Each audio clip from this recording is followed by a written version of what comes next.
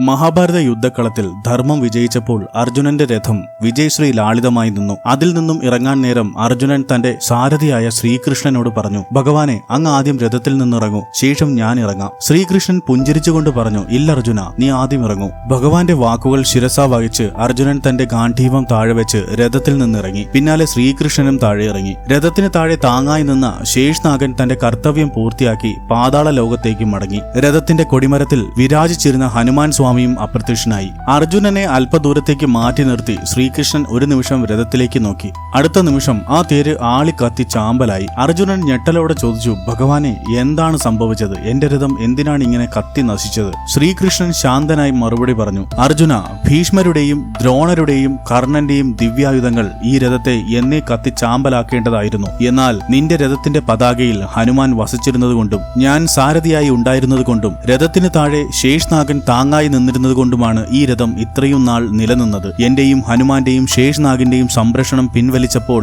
ആ രഥം അതിലേറ്റിരുന്ന പ്രഹരങ്ങളെ താങ്ങാനാകാതെ കത്തി നശിച്ചു.